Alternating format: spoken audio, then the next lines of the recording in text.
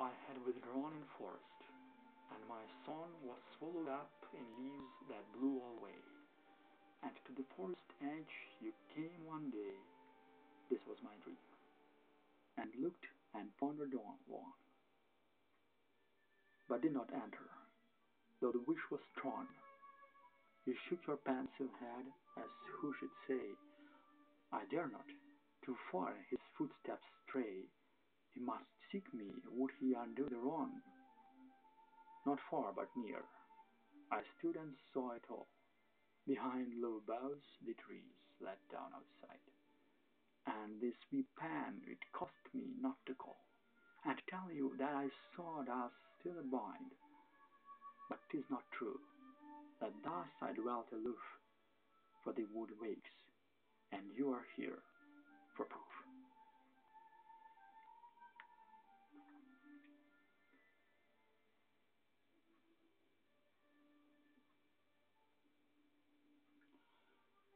They leave us so to the way we took, as two in whom they were proved mistaken, that we sit sometimes in the wayside nook, with mischievous, vagrant, seraphic look, and try if we cannot feel forsaken.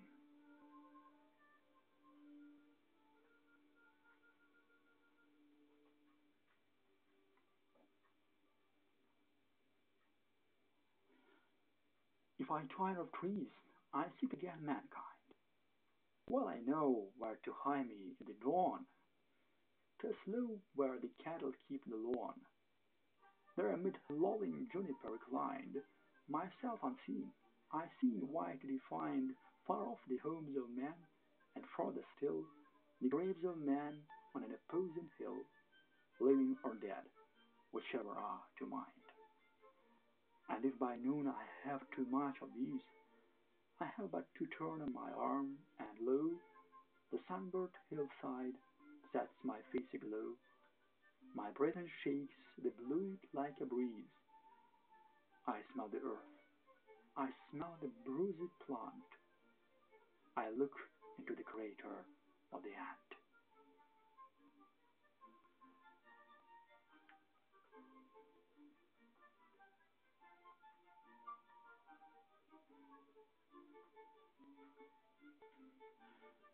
There was never a sound beside the wood but one, and that was my lone scythe whispering to the ground. What was it? It whispered. I knew not well myself.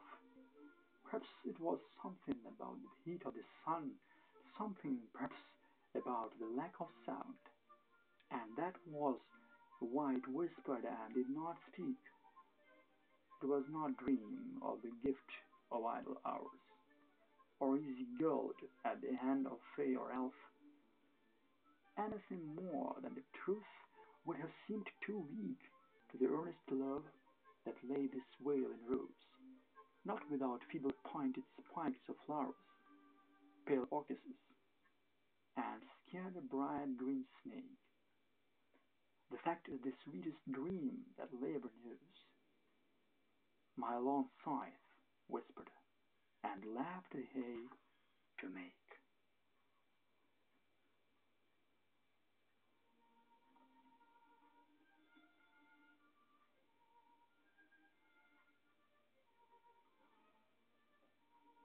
The well was dry beside the door, and so we went with pail and can across the fields behind the house to see the brook, if still it ran. Not lost to have excuse to go, because the autumn eve was fair, though chill, because the fields were ours, and by the brook our woods were there. We ran as if to meet the moon that slowly dawned behind the trees, the barren boughs without the leaves, without the birds, without the breeze. But once within the wood, we paused like gnomes that hid us from the moon, ready to run to hide in you with laughter when she found us soon.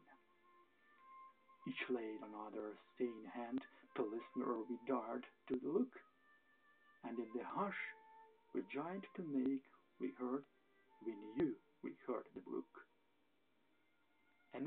as from a single place, a slender tinkling fall that made no drops, it floated on the pool like pearls, and now a silver blade.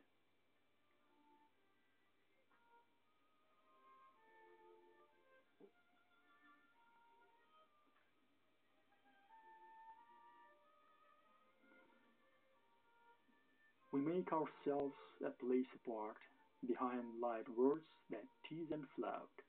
But oh, the agitated heart till someone really finds out. 'Tis pity if the case require, or so we say, that in the end we speak literal to inspire the understanding of a friend. But so withal, from babes that play at hide and seek to God afar, so all who hide too well away must speak and tell us where they are.